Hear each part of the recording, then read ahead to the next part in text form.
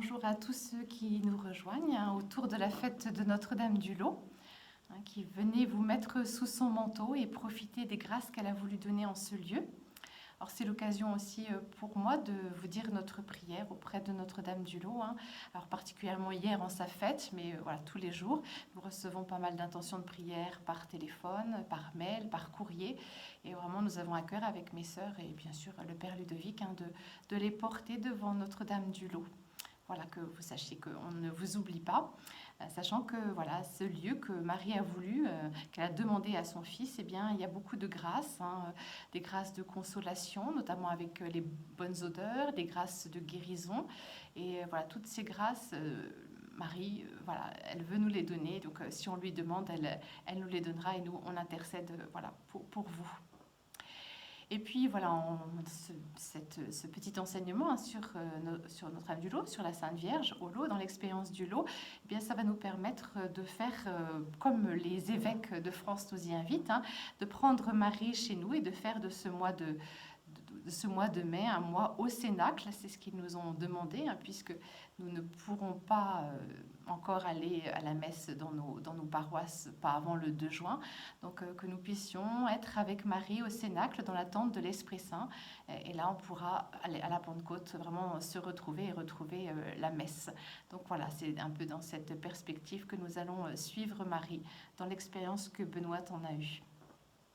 Alors je nous invite à nous mettre sous la protection de Marie et à lui demander vraiment d'ouvrir notre cœur. Je vous salue Marie, pleine de grâce. Le Seigneur est avec vous. Vous êtes bénie entre toutes les femmes, et Jésus, le fruit de vos entrailles, est béni. Sainte Marie, Mère de Dieu, priez pour nous pauvres pécheurs, maintenant et à l'heure de notre mort. Amen. Alors je commencerai par une petite citation des manuscrits du Lot. Donc je ne ferai pas une histoire du Lot, parce que le Père Ludovic vous a fait une présentation dimanche dernier qui doit être encore disponible sur le site pour ceux qui ne l'ont pas vu. Donc je ne vais pas faire une histoire, vous expliquer les manuscrits. Normalement, vous savez déjà tout ça. Donc je vous cite juste un petit passage qui va nous lancer dans cette méditation. 20 charges de vin des prêtres se gâtaient à Rémolon. C'est un petit village pas très loin du Lot. Les prêtres voulaient jeter le vin. Benoît leur dit de les porter au Lot et que la Mère de Dieu le ferait changer. C'est ce qu'ils font et le vin se remet. Il se trouve meilleur encore que celui qu'ils buvaient du même lieu et d'une même cuve. C'était dans l'année 1674. Donc je pense que cet épisode de la vie du Lot vous rappelle un épisode biblique, celui des noces de Cana. Et c'est vrai qu'au Lot, comme à Cana, Marie, avec discrétion, mais avec détermination, intercède auprès de son Fils pour qu'il nous donne les grâces dont nous avons tous besoin. Elle l'a dit à Benoît, j'ai demandé le lot à mon Fils pour la conversion des pécheurs et il me l'a accordé. Donc vraiment, c'est une demande, c'est un désir de Marie de nous donner les grâces de son Fils. Elle ne fait rien d'elle-même et par elle-même, elle est toute relative à son Fils. Donc c'est bien les grâces de son Fils qu'elle veut nous donner en ce lieu. Et comme à Cana, là, dans l'épisode que je viens de vous raconter, eh bien, le vin, il est encore meilleur que celui qu'il buvait avant. Donc voilà, comme à Cana, où le vin, le maître du repas dit, mais tu aurais dû servir le meilleur vin d'abord. Voilà, le vin, il est meilleur après l'intervention de Marie et de Jésus à Cana, et puis même au Lot. C'est Jésus qui agit, même si c'est Marie qui intercède.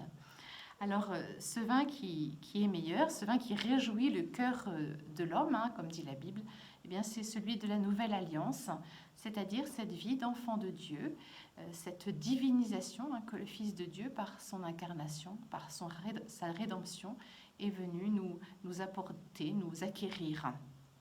Et c'est cela que Marie veut nous donner.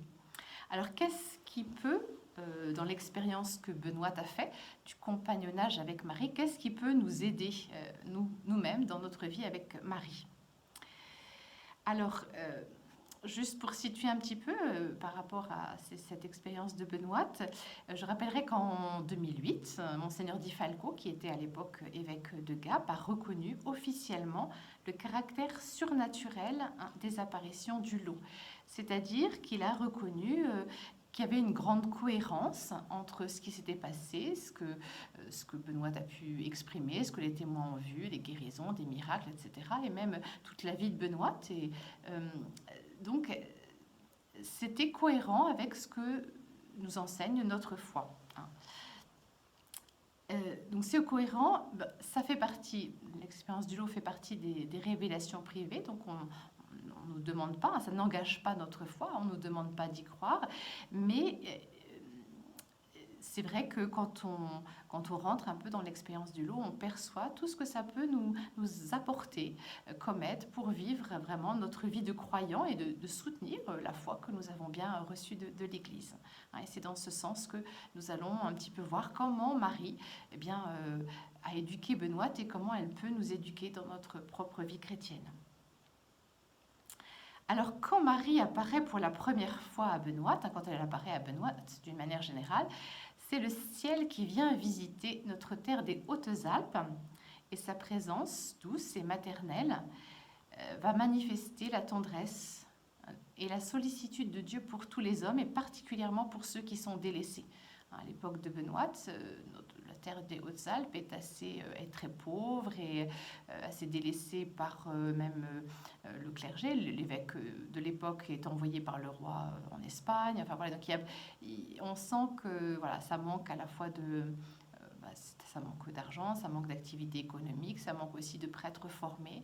Et donc Marie intervient pour apporter la bonne nouvelle de son fils qui peut régénérer les cœurs et du coup régénérer toute la vie de la société. Et comment cette présence de Marie se manifeste? Eh bien, de manière très simple, d'une telle simplicité et d'une telle immédiateté que Benoît ne pense pas du tout qu'elle voit la Sainte Vierge, elle voit simplement une belle dame qu'elle pense être venue acheter du plâtre, puisque c'est le lieu pour cela.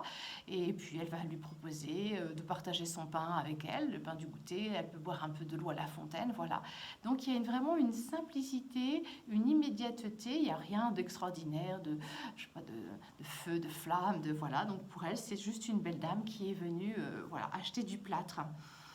Et la Sainte Vierge, devant cette invitation de Benoît, elle ne lui répond rien, mais simplement, elle lui sourit. Voilà. Alors, qu'est-ce que ça peut déjà vouloir dire pour nous? Eh bien, ça veut dire qu'entre le ciel et nous, il n'y a pas une paroi étanche, comme si ça ne pouvait pas communiquer. C'est vraiment, ça communique. Et c'est pas comme au siècle des Lumières, les philosophes pensaient qu'il y avait un Dieu, mais un Dieu grand horloger qui avait tout créé, qui avait bien créé. En gros, il avait quand même bien créé le monde puisque ça tournait, et puis il a lancé le monde dans sa course, et puis voilà, il a fait autre chose, il s'occupait plus trop des hommes, voilà, on avait à se débrouiller soi-même. Le Dieu grand horloger. Et du coup, les hommes, ils essayent de se débrouiller comme ils peuvent. Eh bien, c'est pas l'expérience du croyant et c'est pas l'expérience qu'a fait Benoît. Le ciel est vraiment beaucoup plus proche de nous que nous ne le pensons, et en plus, c'est lui qui prend l'initiative. Benoît, elle était certainement, elle avait un bon cœur, mais c'est pas pour ça que la Sainte Vierge lui est apparue. D'ailleurs, elle-même l'a dit. Elle était très humble et plusieurs fois elle a dit, mais je sais bien que c'est pas pour moi que la Sainte Vierge, c'est pas pour moi parce que j'ai des grands mérites que la Sainte Vierge m'apparaît, mais vraiment parce qu'elle elle souhaite aider les pécheurs, elle veut venir en aide aux pécheurs. Donc elle savait bien que c'était pas pour elle, ça n'était pas pour sa personne, mais que c'était vraiment pour manifester la miséricorde de Dieu à ce peuple des Hautes-Alpes de l'époque de Benoît. Et alors une chose qu'on peut dire aussi, ça me rappelle une réaction d'une petite fille de 4 ans, c'était un groupe, et je raconte un peu l'histoire du lot, et puis il y a une petite fille qui dit, mais pourquoi la Sainte Vierge, elle apparaît toujours qu'à des bergères? Elle n'était pas trop contente, parce qu'elle se disait, moi j'ai aucune chance de voir la Sainte Vierge, elle trouvait que c'était un petit peu un privilège, donc c'est bien sûr, ça fait sourire, mais pourquoi Marie apparaît à des gens simples, hein. Bernadette dira aussi, hein, si elle avait trouvé quelqu'un de plus petit, de plus pauvre comme moi, c'est à cette personne qu'elle serait apparue, hein. Donc cette simplicité qu'on retrouve d'ailleurs dans la parole de Dieu, hein. Jésus nous a dit, je te bénis, il a dit à son Père, je te bénis, Père, Seigneur du ciel et de la terre, d'avoir caché cela aux sages et aux savants et de l'avoir révélé aux tout petits. Donc c'est bien cohérent avec notre foi. Les tout petits, c'est ceux qui ont une grande disponibilité au réel, à ce qui arrive, hein. Benoît, ça a toujours donné beaucoup confiance aux gens qui l'ont interrogée. Elle n'avait pas une imagination, ni de schéma rationnel préconçu au travers duquel elle voyait le réel. Non, ce qu'elle voyait, c'est ce qui était, et elle ne cherchait pas plus loin. Et du coup, elle avait une grande disponibilité à cette présence simple de la Vierge Marie, hein. Et c'est peut-être ce que nous pouvons demander dans notre vie avec Marie, c'est d'être disponible à son image, hein, elle qui a accueilli la demande inouïe de l'ange, hein, d'être la mère du Sauveur, que nous ayons cette même disponibilité à l'inattendu de Dieu et que nous soyons, que nous soyons ces pauvres, ces petits, ces simples, qui puissent avoir un rapport direct, immédiat avec elle et avec Dieu, bien sûr, parce que on ne cherche pas de grandes choses élaborées, mais simplement une relation vraie avec Dieu qui nous rejoint. Alors la deuxième chose aussi, c'est qu'un un peu particulier au lot, c'est que la Sainte Vierge sourit. Alors elle lui sourit la première fois, hein, quand Benoît lui propose du pain, de l'eau, et puis à d'autres occasions, quand Benoît notamment dit aux anges « Mais arrêtez de parler, laissez parler la Sainte Vierge », parce qu'elle veut entendre la Sainte Vierge et c'est les anges qui parlent. Alors, et ça fait sourire la Sainte Vierge, vraiment très, très, très simplement, très, très normalement. Et ce sourire, il tranche beaucoup, et ça c'est aussi une des caractéristiques du lot. Il tranche beaucoup avec le climat janséniste, hein, du XVIIe siècle, hein, le siècle de Benoît, le siècle des apparitions du lot, hein, ce climat janséniste. Alors je vous ai recopié une petite citation de la poétesse Marie Noël, qui vivait à Auxerre, et dans cette ville avait trouvé refuge pas mal de jansénistes. Et alors en quelques petites phrases, elle cible un petit peu, voilà comment pour elle, comment qualifier le climat janséniste avec sa plume de poétesse. Tout respirait la crainte de Dieu, et la voie du salut n'en menait pas large. Pas un sermon de curé, pas un conseil de grand-mère, pas un livre d'école ou de récréation, pas un cantique, pas une image qui ne fût plus ou moins frappée d'interdictions, de menaces, de châtiments, comme aussi de bons exemples et de récompenses assorties. Voilà le climat janséniste, hein. On comprend un peu cette atmosphère de peur, et même les bonnes actions sont plus ou moins faites sous la menace. Alors la crainte de Dieu qui est une belle chose, hein, qui est le respect dû à sa grandeur, au fait qu'il à sa transcendance, au fait qu'il est le tout autre. Donc la crainte de Dieu c'est bon, mais là c'est la crainte, la peur, hein, d'un Dieu qui est plus ou moins à l'affût de la moindre incartade et pour qui tout est plus ou moins une incartade. Enfin, on ne sait jamais bien si on fait bien, si on fait... Voilà, donc voilà. Et puis, même le bien, hein, c'est une récompense. Donc, c'est un peu du donnant-donnant, hein, voilà, on fait ça, et Dieu, comme ça, il fera que tout aille bien, qu'on soit en bonne santé, qu'on ait ce qu'il faut pour vivre, voilà. Mais ça n'a rien à voir avec cette relation, hein, d'amour réciproque entre Dieu qui nous aime et qui n'attend qu'une seule chose, hein, c'est que l'on puisse lui rendre cet amour de notre propre cœur, parce qu'il sait aussi que c'est vraiment notre bonheur. Et du coup, là, au lot, rien qu'avec travers ce sourire de Marie, on voit que il faudra toujours peut-être, on n'en a peut-être pas besoin, mais convertir un peu notre image, parce que le Dieu un peu qui nous guette au tournant, hein, c'est Dieu qui t'a puni, c'est le bon Dieu qui t'a puni. Bon, on a pu entendre ça, ou ça passe un peu de mode, mais bon, peut-être ça reste toujours un petit peu dans un coin de notre tête. Donc voilà, il faut vraiment, l'expérience du lot peut nous aider à nous convertir et à découvrir ce que l'Ancien Testament disait déjà, que Dieu est un Dieu de tendresse et de miséricorde, lent à la colère et plein d'amour. Et Marie en est un merveilleux reflet. Alors, dès le début des apparitions et tout au long de sa vie, une des plus grandes peines de Benoît, ce sera d'être privé du bonheur de voir la Sainte Vierge, tellement ça lui apporte de joie, de réconfort. Alors voilà un petit passage, un des manuscrits qui nous raconte cela. Ce bel objet, donc c'est la Sainte Vierge, ce bel objet fait naître dans son cœur de si grandes consolations, l'embrase d'une telle manière que son cœur en est tout enflammé. Elle l'a toujours dans son souvenir et n'en saurait perdre l'idée, tant elle est embrasée et charmée de ce bel objet. Les jours lui sont toujours trop courts et les nuits toujours trop longues, tant elle la chérit. Elle ne se retire qu'aux étoiles avec son troupeau et y retourne au point du jour, à moins que son maître ne l'arrête. Et même une nuit, elle est tellement désireuse de voir la Sainte Vierge qu'elle fait une crise de somnambulisme. Elle se retrouve au Ballon des Fours en chemise de nuit. Elle est partie comme ça pour retrouver la Sainte Vierge, tellement elle a hâte. Et puis bon, quand elle voit que c'est la nuit, elle retourne. Mais vraiment, on voit qu'elle était... voilà, ça lui tardait de la retrouver. Bon. Alors on voit qu'elle est attirée. Elle est attirée parce qu'elle est belle. Et ce sera le ressort pendant toute sa vie de son obéissance, de son engagement et de sa générosité dans sa mission, qui ne sera pas toujours facile, de guider les pécheurs vers le chemin de la conversion. Et voilà, nous avons là un élément essentiel peut-être de la vie avec Dieu, c'est lui qui nous attire.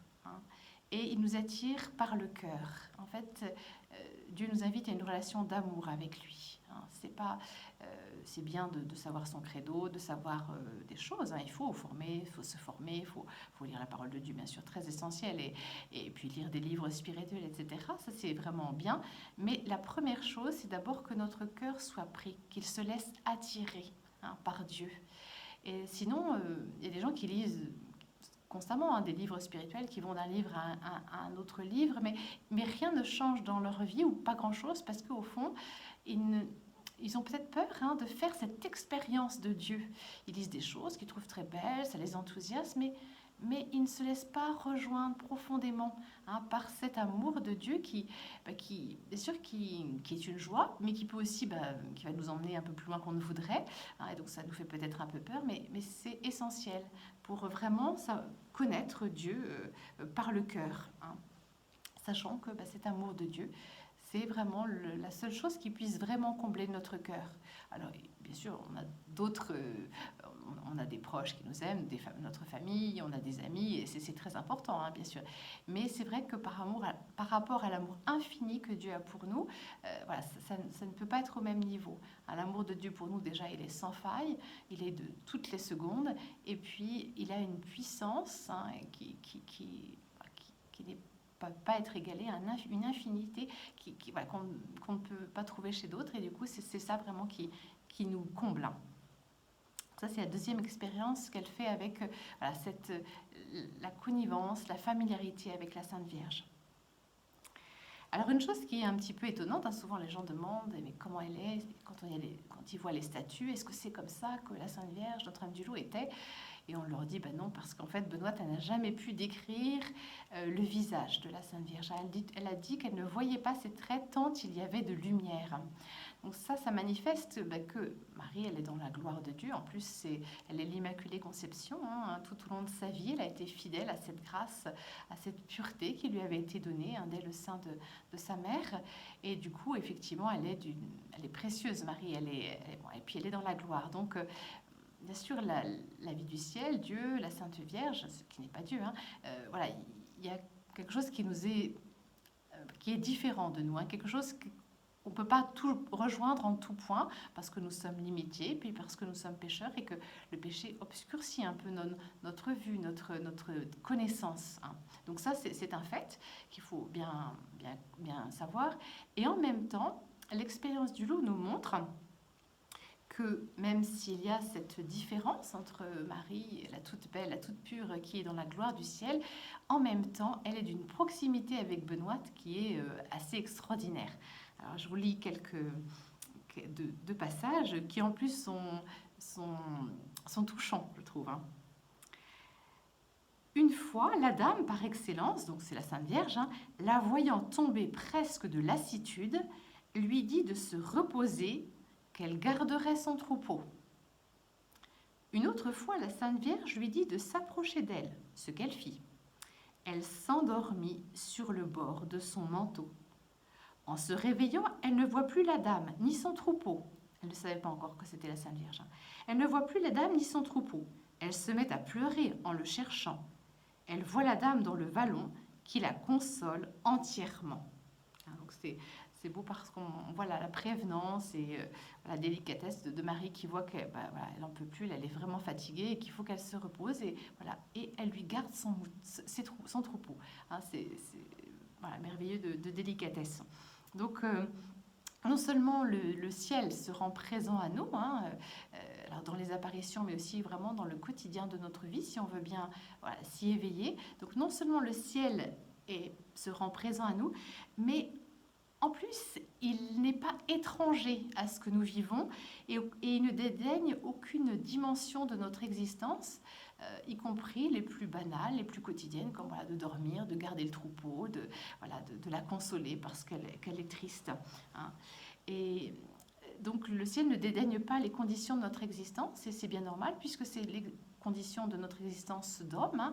Dieu nous a créés, il connaît les besoins fondamentaux que nous avons et bien sûr il en tient parfaitement compte et il nous rejoint. Et je pense qu'il faut pouvoir goûter la présence de Dieu dans notre vie également à ce niveau-là.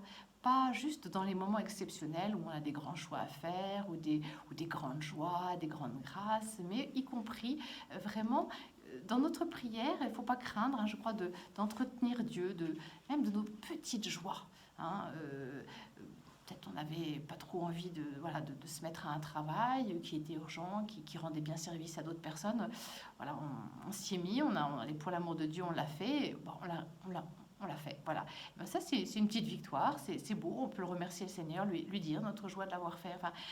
Nos questions, nos craintes, nos difficultés, peut-être assez terre à terre, on peut vraiment lui présenter sans craindre de le déranger. D'autant plus que c'est dans les conditions les plus quotidiennes de notre vie que nous pouvons le rejoindre et le glorifier.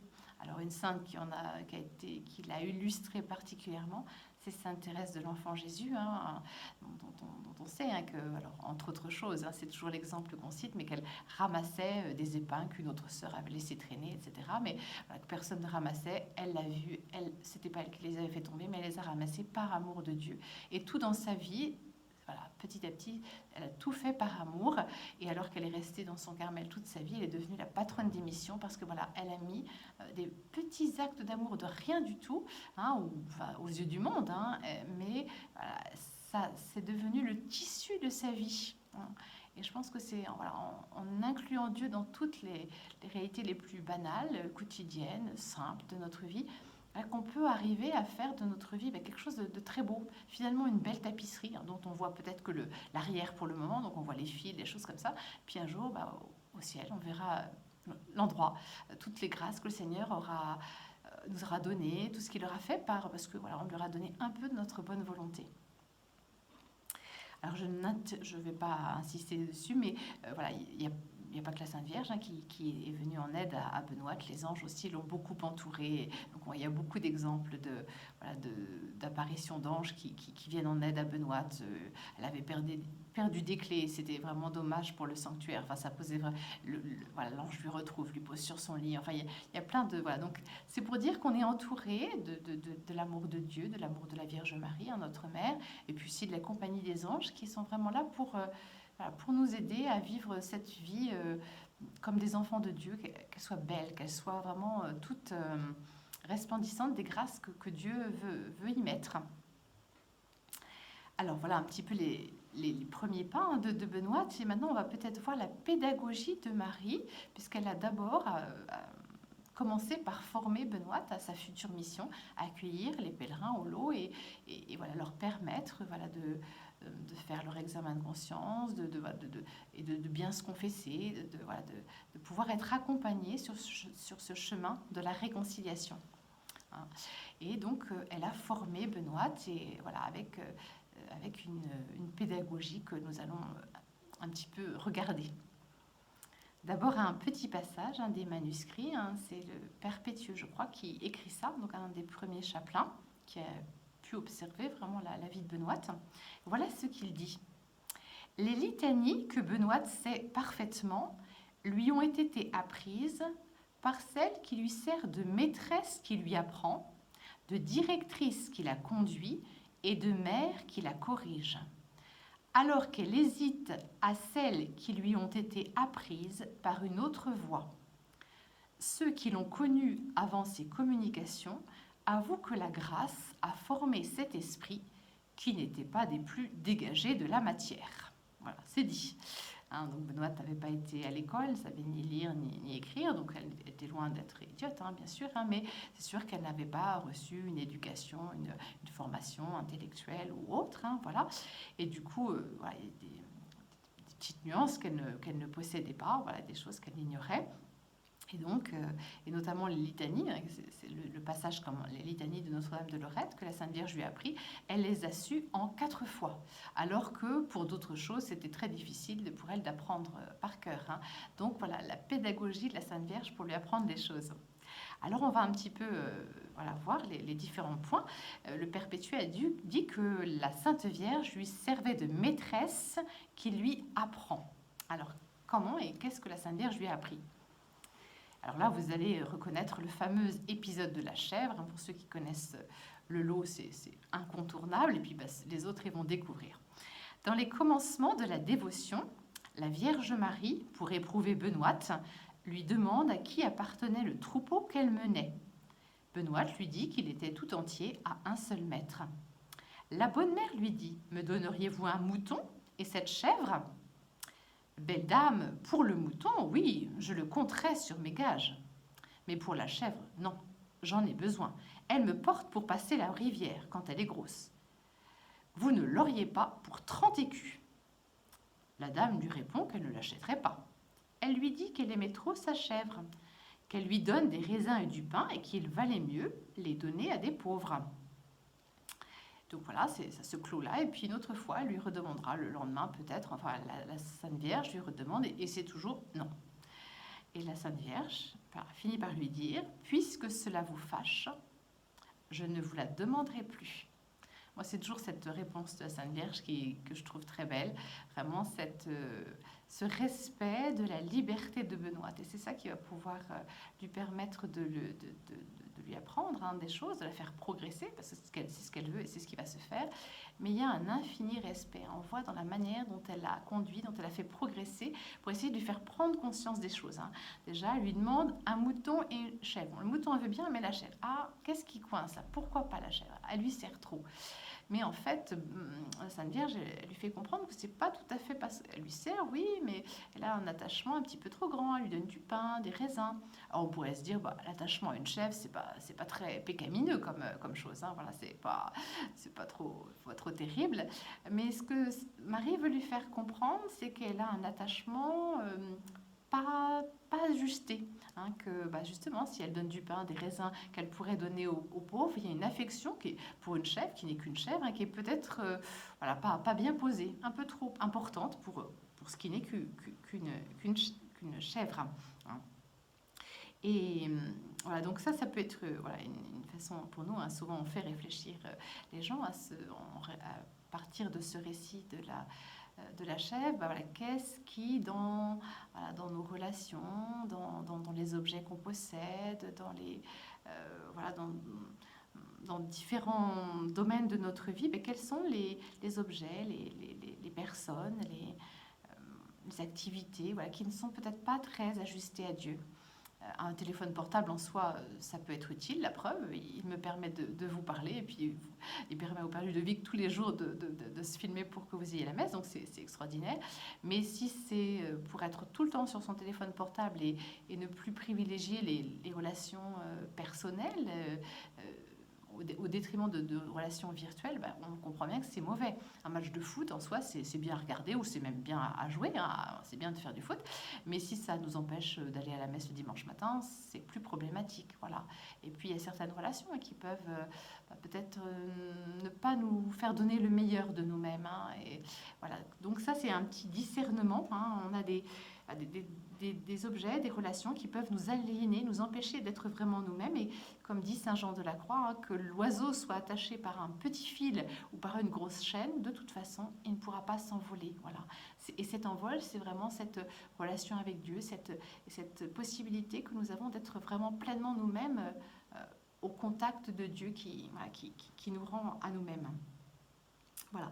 Et donc, voilà, c'est un discernement, quelle est notre chèvre, hein, celle que nous ne donnerions pas pour 30 écus, même à la Sainte Vierge. Voilà, et sachant que voilà, Dieu respecte notre liberté, alors la Sainte Vierge, et puis, mais Dieu, hein, Dieu nous laisse libres, et donc il faut faire attention. Alors, en général, il nous titille, hein, il nous aide à réfléchir, hein, comme la Sainte Vierge l'a fait avec Benoît, mais voilà, il ne faut pas trop tarder non plus.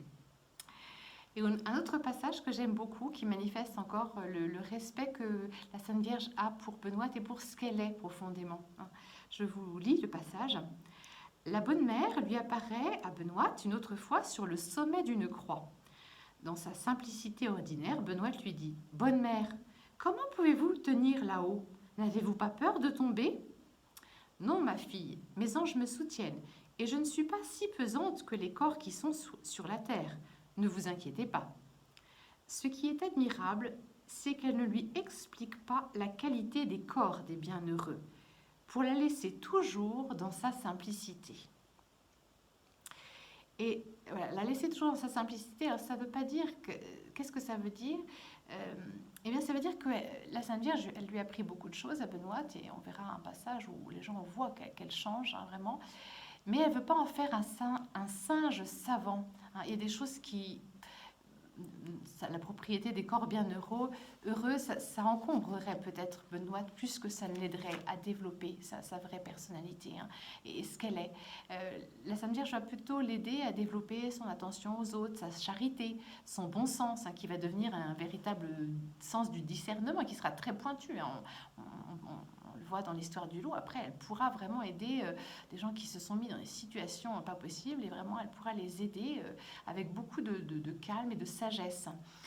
Et qu'est-ce que ça veut dire? C'est qu'on a chacun des limites, et parfois, on aimerait bien peut-être avoir tel talent, tel don, telle qualité que l'on envie peut-être d'ailleurs chez notre voisin. Là, on aimerait tellement bien pouvoir être comme ça, avoir telle facilité, et puis on ne l'a pas. Hein. Peut-être que simplement c'est pas pour nous, que ça nous correspond pas. C'est pas forcément facile à accepter, mais c'est important de le comprendre. Et là, la Sainte Vierge, voilà, elle veut pas en faire un singe savant, et du coup, elle sait que ça correspondrait pas forcément aux besoins, hein, de Benoît. Alors nous, on connaît pas forcément toujours, hein, parce qu'il faut aussi avoir de l'ambition, il faut vouloir progresser, devenir meilleur. On ne sait pas forcément, est-ce que ce don-là que j'aimerais avoir, est-ce qu'il me correspond, est-ce qu'il serait bon pour moi? Mais dans ce cas-là, il vaut mieux le demander à Dieu, hein, lui demander, j'aimerais bien avoir tel don, est-ce que... Voilà. Et puis, voilà, lui laisser la réponse. Hein. S'il ne répond pas, c'est que c'est peut-être pas le moment. Et puis, c'est peut-être que c'est aussi pas pour moi, et que du coup, voilà, c'est pas la peine que... Voilà, il vaut mieux que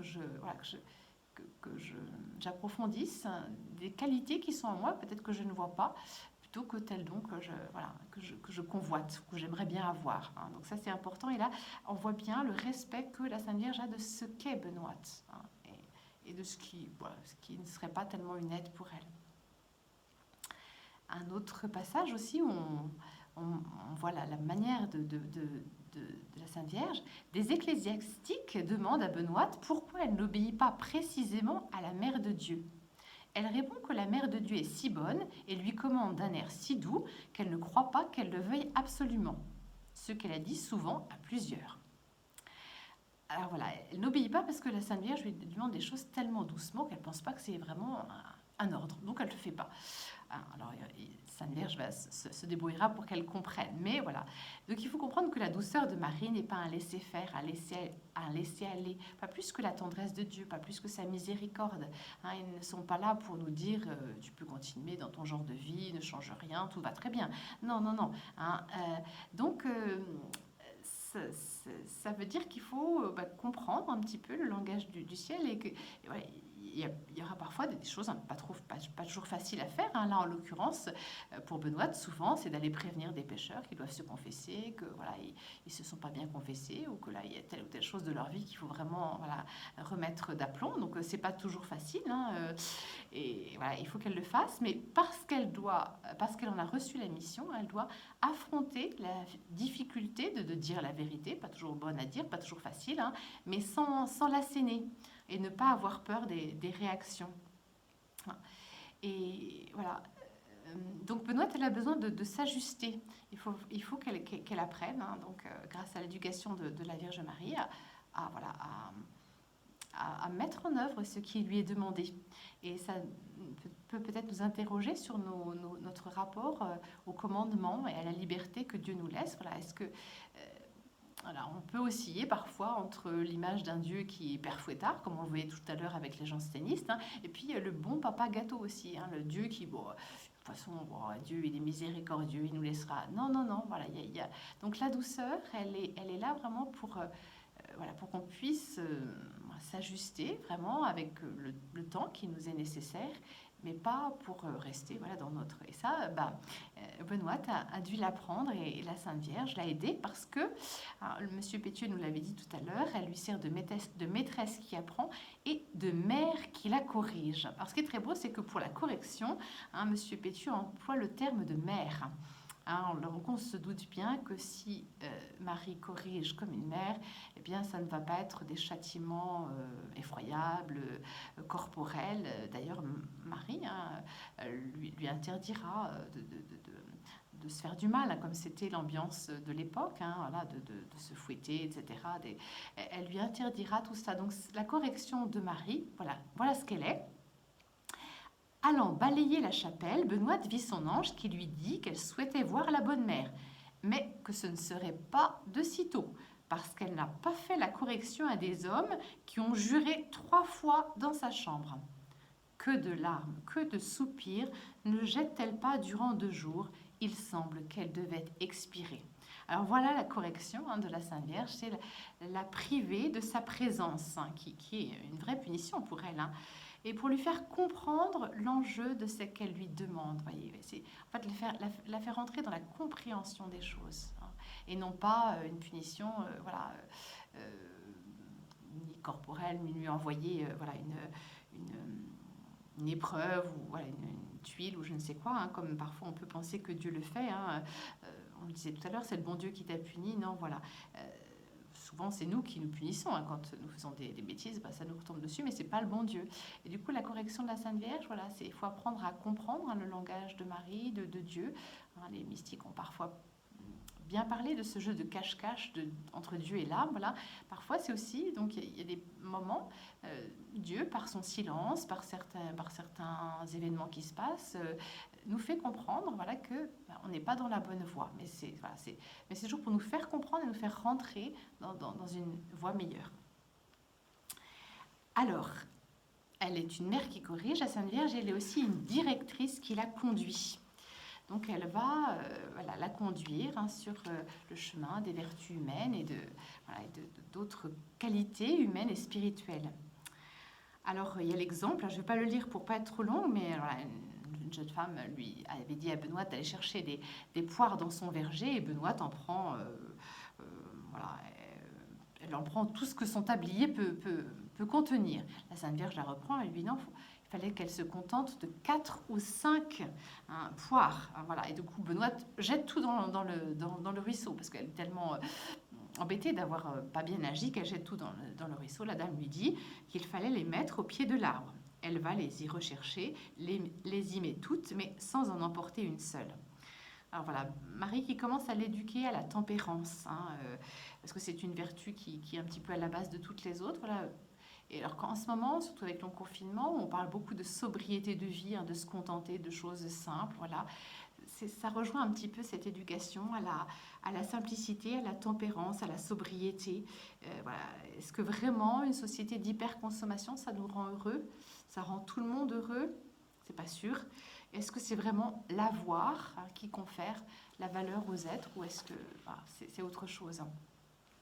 Ça rejoint un autre passage. Tout au début des apparitions, quand elle commence à être connue, le gouverneur de Gap donne une très belle robe à Benoît. Voilà. Et du coup, elle est heureuse de pouvoir la mettre pour la messe de minuit, être toute belle. Voilà, mais la Sainte Vierge lui dit non, de la quitter, de qu'elle ne porte pas cette robe. Elle ne veut pas.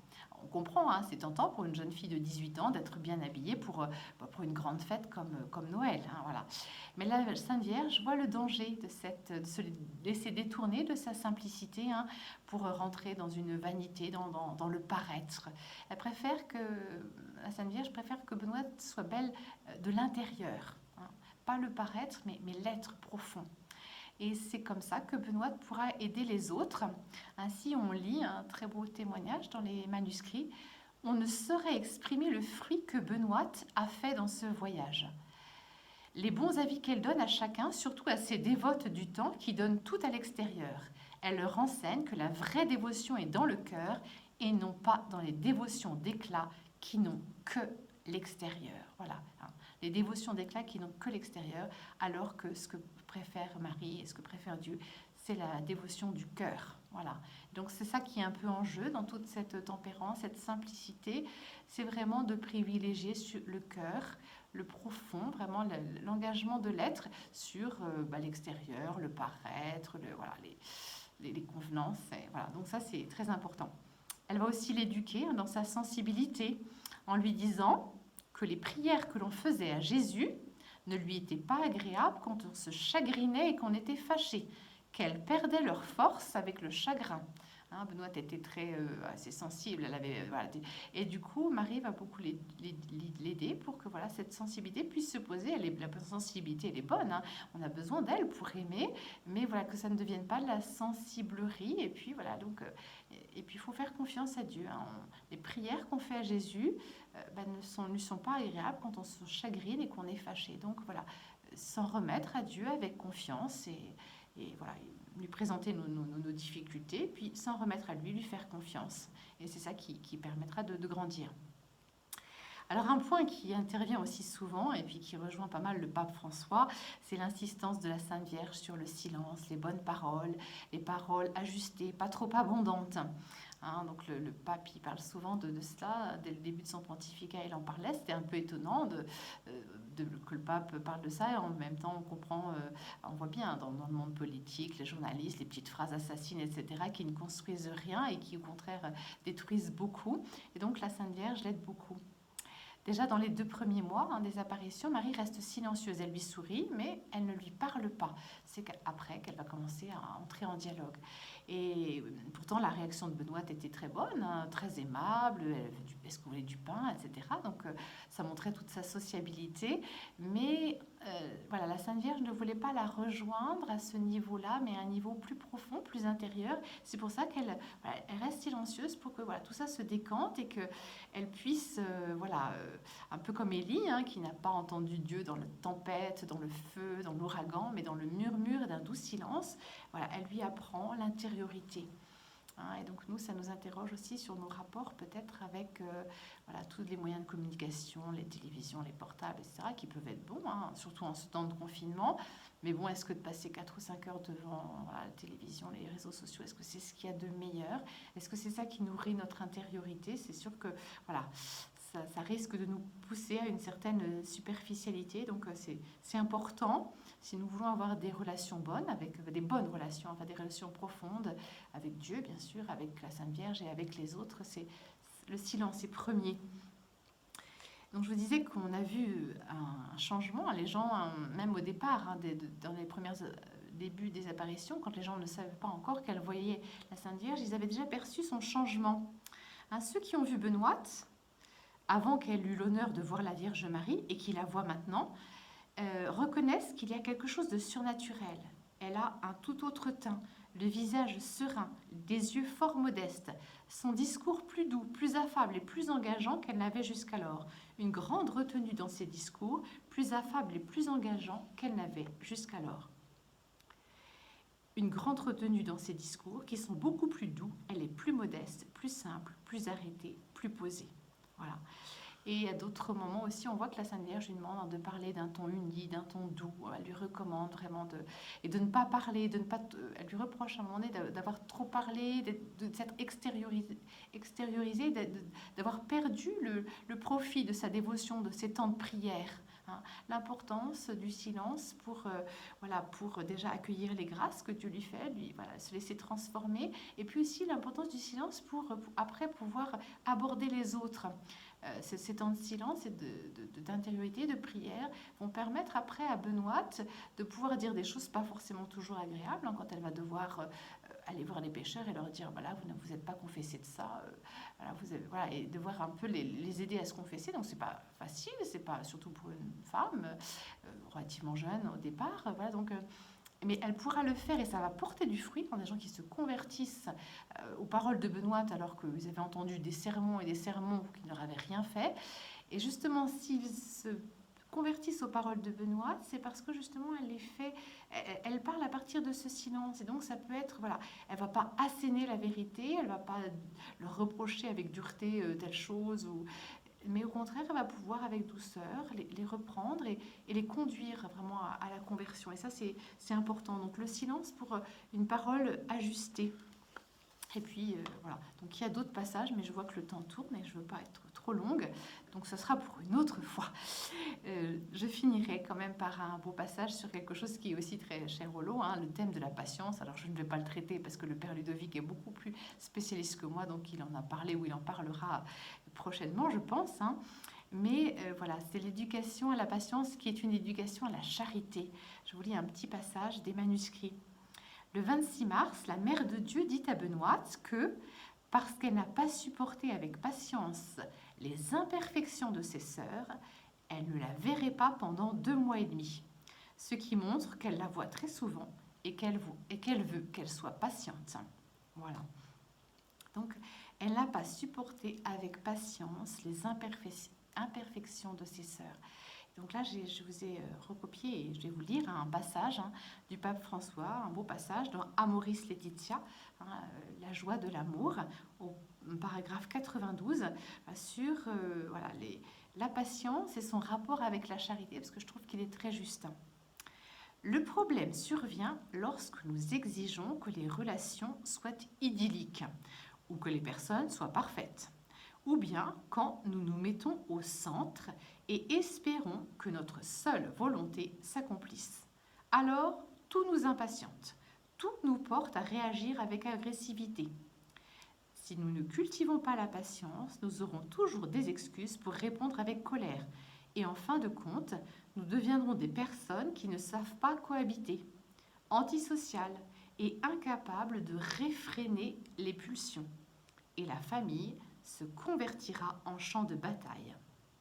Cette patience se renforce quand je reconnais que l'autre aussi a le droit de vivre sur cette terre, près de moi, tel qu'il est.